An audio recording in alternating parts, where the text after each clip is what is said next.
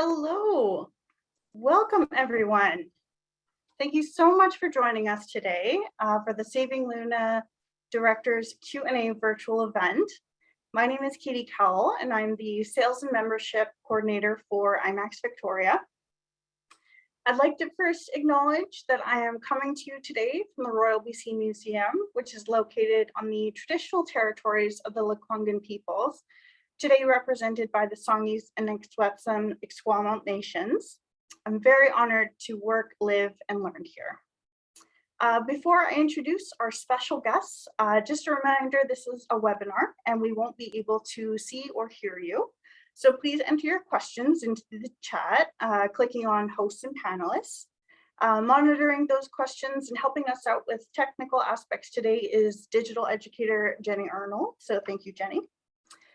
This will be recorded and posted to the Royal BC Museum YouTube page. And though this live webinar is a special event just for our IMAX pass holder community, feel free to share the posted recording with your friends and family. So without further ado, by the way of a short bio for each of them, I'd like to introduce the directors of Saving Luna, Suzanne Chisholm and Michael Parfit. Michael Parfit is a writer, filmmaker, photographer, and publisher based in BC. His editing credits include the theatrical films Saving Luna, The Whale, which was critics' pick at the New York Times and Washington Post, and All the Time in the World, which in addition to many awards, was in the top 20 for the Audience Award at the prestigious Hot Docs Festival. He has also edited films for television, including Call of the Baby Beluga, which was shown worldwide on Nat Geo Wild, and numerous short documentaries for the National Geographic Channel. He co-wrote the script for the giant screen film Antarctica and wrote the script for the award-winning giant screen film Ocean Oasis. He also filmed, edited, and wrote The Search for the Never Never, a documentary about the Australian environment, and Letters from the Forgotten People about refugees in Tanzania. Wow. Suzanne Chisholm is a documentary filmmaker and educator based in BC's Gulf Islands. She produced and co-directed the feature documentary Saving Luna, winner of 28 awards and distributed worldwide by PBS International, and The Whale, narrated by Ryan Reynolds.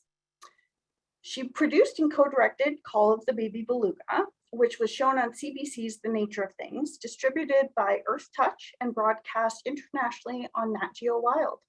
She was producer's consultant on All the Time in the World, a Hot Docs audience favorite, and Us and Them. She executive produced Soul in the Sea and produced The Search for the Never Never and Letters from the Forgotten People. She also produced and co-directed over 20 news features for National Geographic Channel.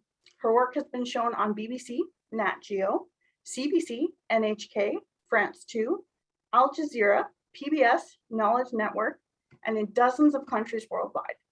She has served on numerous film juries, most recently for Jackson Wild 2021. Very impressive. Well, welcome Suzanne and Mike. Thanks so much for being here. Would you like to start out by introducing the film Saving Luna and telling us why it's so special? I was a writer for Smithsonian Magazine, and we got an assignment to go up to Central Vancouver Island to look and see what was going on, because we'd heard that there was a little whale up there who was sort of introducing himself to people. That description of it did nowhere matched what we encountered, which was this amazing situation in which an orca, a baby orca, had shown up and was starting to interact with human beings to try to make some sort of contact with them.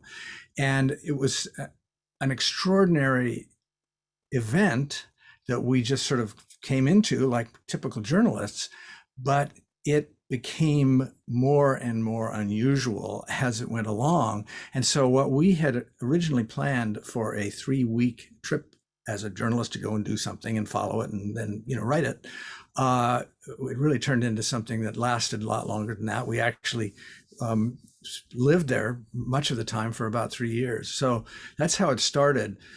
For us, the reason that the film is so special is that we've never encountered a story like this. We've never encountered it, and neither had any of the people who we talked to who were there. It's just a one-of-a-kind story.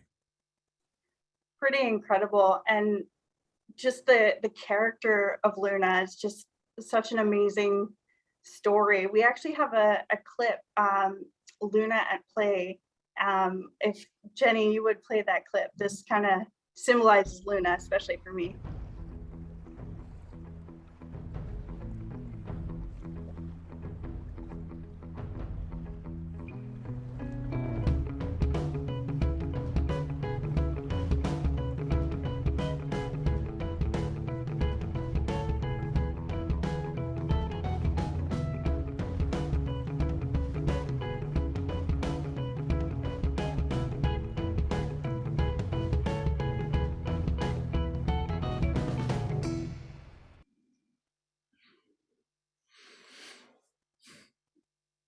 Pretty amazing, pretty amazing. I love that one so much. And people were putting their hands in his mouth and scratching his tongue. They thought that he was an escapee from a theme park because for some reason that just started happening. I guess people saw him and felt like trainers, and so he opened his mouth and they started to scratch his tongue, and then he started coming around essentially asking people to do that. So it went on and on. It was pretty amazing, and a lot of that happened before we got there. So we sort of stepped into that and suddenly saw what it was, and then it sort of everything changed, and it kept changing and getting more and more dramatic. That's incredible. Do you have a particular memory where something special like that happened with you and Luna? We get asked that a lot, and it's always hard to, choose one particular moment because, to be honest, because this whole situation was so incredible. When you think about relationships with wild animals, many of us have hummingbird feeders, and hummingbirds come to us it's not to see us though. Sorry to say, it's for that nectar you put in there. Other animals, they might look at us from a distance, but they don't come that close to interact. And as complicated as the bigger picture story was, it's really quite an amazing thing when we're taught to stay away from wild animals for very good reasons. Most of the time it makes sense to stay away. So I think we'd be hard pressed to say one particular event or moment, but many times watching Luna interact with people, and he interacted differently with different people.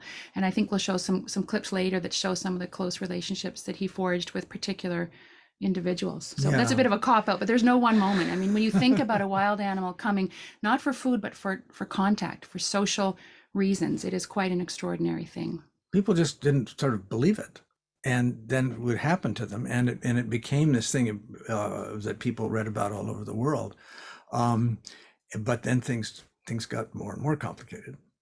Yeah, as folks will see in the film, and then it changed again was pretty big tagline in the film there.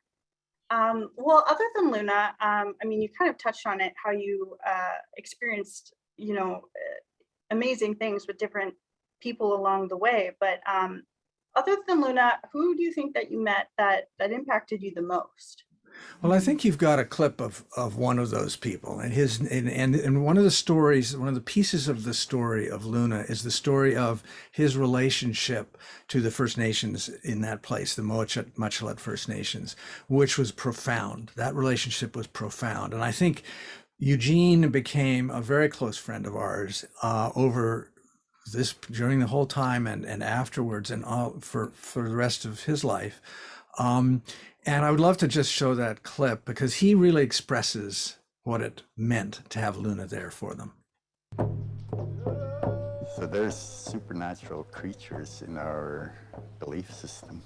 The people of the Muchelet First Nation have lived here for over 4,000 years. Clydesik is the wolf. He's one of our most respected creatures on the land. His counterpart in the ocean is the orca. He's connected with truth and justice.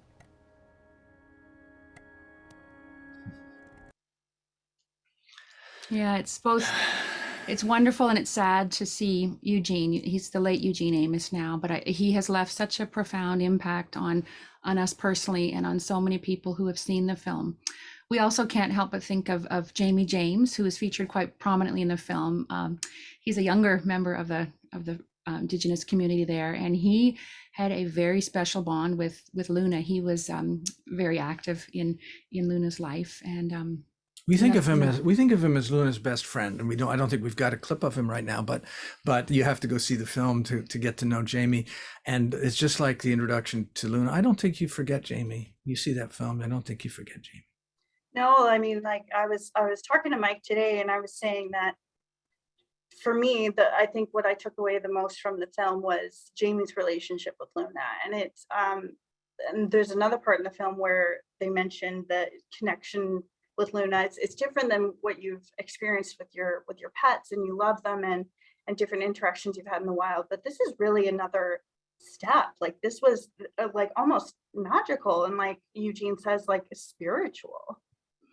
And it's nice to have Eugene explain his perspective, because I think that epitomizes the Indigenous connection. And to us, you know, we went into that community really not knowing much about the history of the Indigenous peoples, and not knowing, I mean, we knew a little bit about orcas as well, but so many of the things that you expected changed all the time. So for us, it was, you know, when we look back, it was just this incredible journey of exploration and discovery, and there's so many things that resonate with us, and you know, the way that Eugene describes that relationship, it's very authentic.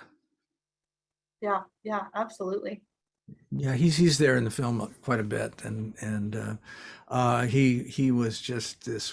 I mean, I hope we do show that in the film. He's a really wonderful man, and Jamie. So that, yeah, there are lots of people. We could talk forever about these wonderful people. Everyone. Here's the thing: everyone cared about Luna. Everyone in this film cared about Luna. There's one guy maybe who didn't, but pretty much everyone cared about Luna.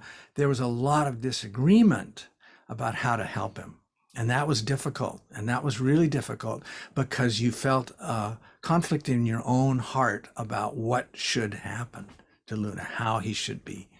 And hence the name Saving Luna, the title Saving Luna is everyone had different opinions and expertise and feelings and emotions about how to save Luna, but as you said, mostly people just wanted to, not sure how, but wanted to just help him.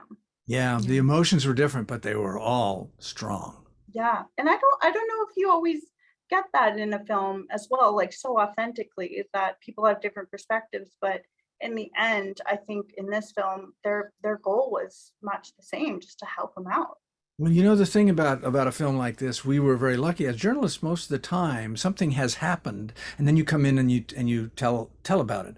In this case, pretty much all of the real drama of the story began after we got there, and so we were just there, and so we stayed there because things were always happening, and we wanted to know what was going to happen, and so I think it's really the authenticity is that as we go through the film and things evolve, we were figuring them out at the same time as we were filming it. We didn't even know we were making a film. But the other thing too is that we actually became involved in the story that we were trying to cover, which is an unusual and some might say unorthodox thing for journalists to do. We started out as journalists, and then we became storytellers, and we were embedded in our own story. So yeah, we thought we had an idea about how Luna should be treated, and so near the end of the film, it shows that. But I think one of the things that I am really proud of is that most of the people who are involved in the story feel that we represented them accurately. And I'm really happy about that, because that was very important to us, and our own opinions were not the dominant thing in the story, because none of us really knew how to save Luna.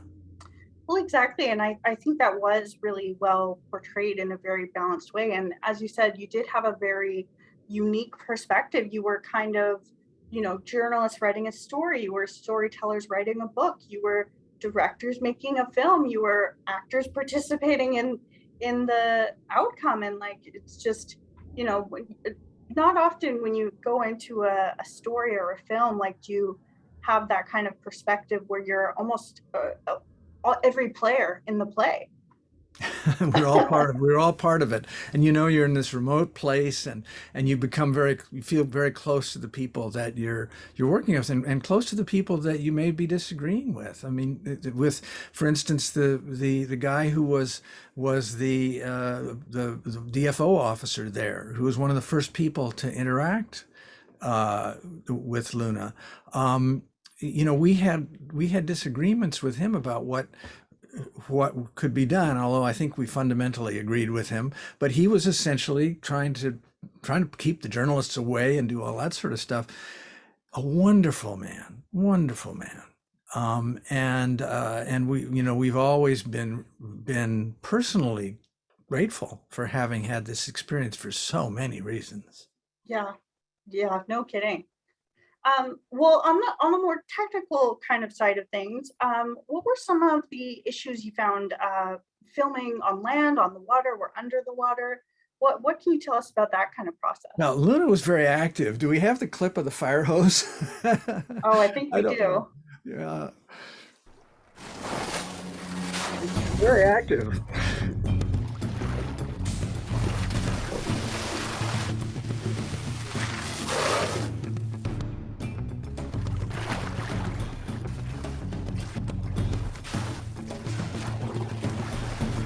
I'd say personality-wise, he sort of knew what he wanted.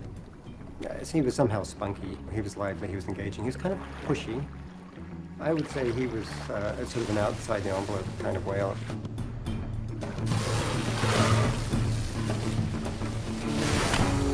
There it is. Water hits the lens.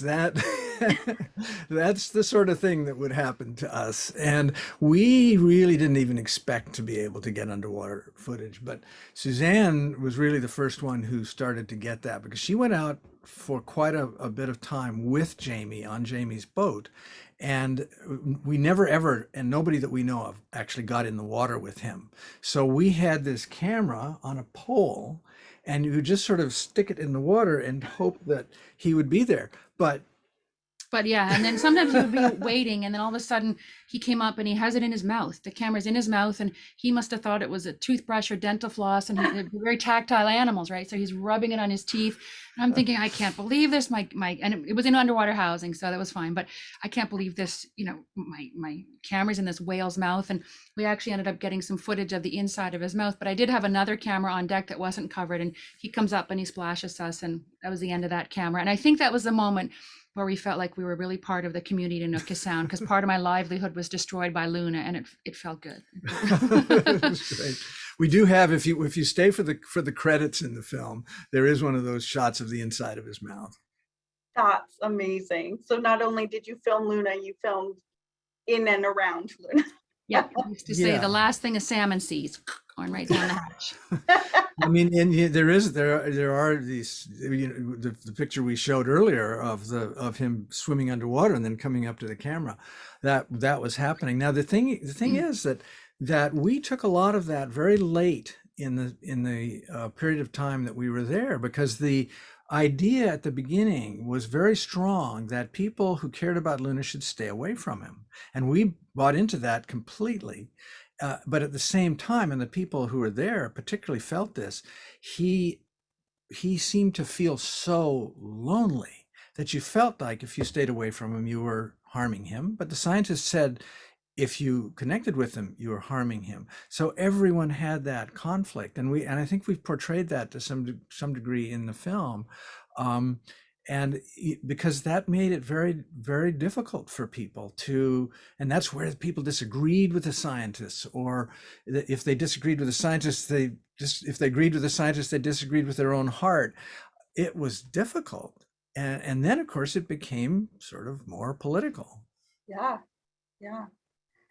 Well, and as you said, you were there for quite some time, and even between then the story happening and now, your technique on filming changed a bit throughout the process while you were there, but also as more modern technology came available in the years since filming, you've been able to update that a little bit. So what kind of methods have you implemented into the final cut we might see here, and how has that been different from when you first started filming? Go. Well, I've been the one sitting in the edit suite doing this stuff. I mean, we made a film and started filming it in 2004 and finished the first draft of it in 2008. There wasn't all this fine technology. And so people used to say, I really want to see this film on the giant screen because everybody knows this theater. Everybody who lives around here knows this amazing theater. So people would say, I really want to see it on there. People would say, I'll wait for it to come to the giant screen. And I would say to them, we can't. We simply don't. We can't make that big footage that fills that screen. Well, now we can.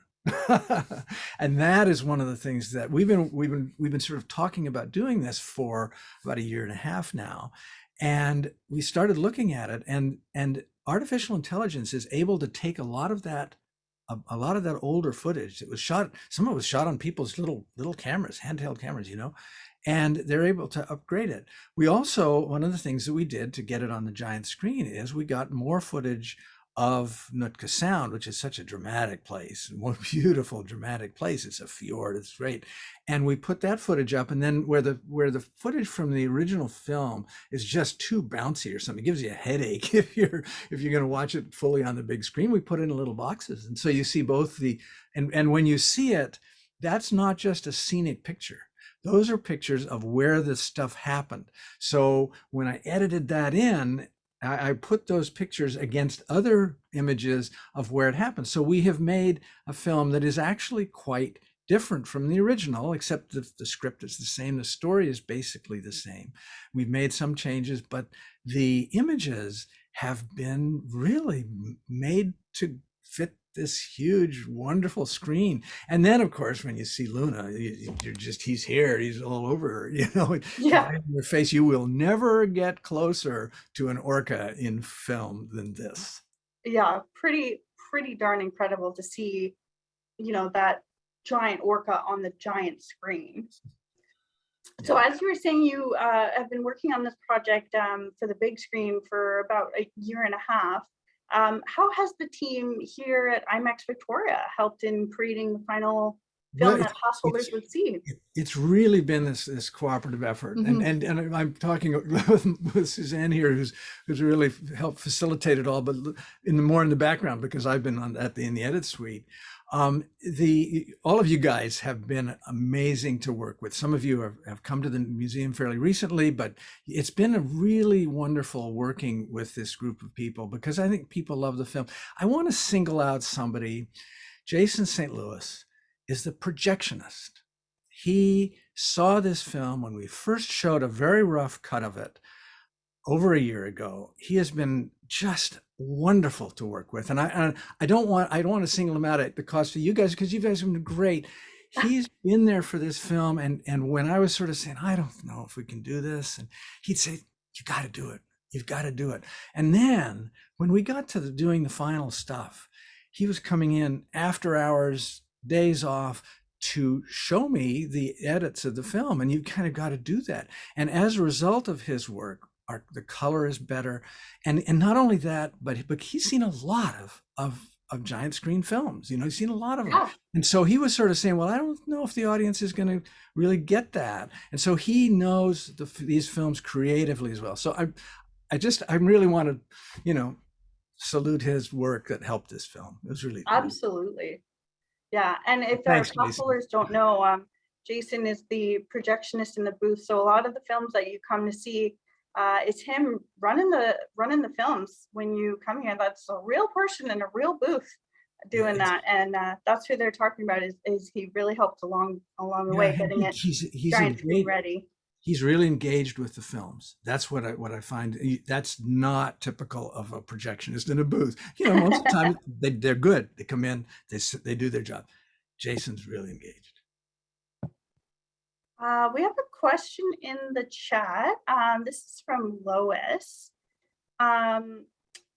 This is a little bit of a spoiler alert. So if you haven't seen the film, maybe plug your ears. We're wondering if you could speak a little bit to the incident where Luna met his demise? And were they not aware of his presence in the sound? Was there no one watching out for him? Yeah, it's a good question, and it's a hard question to answer. We weren't there at the time.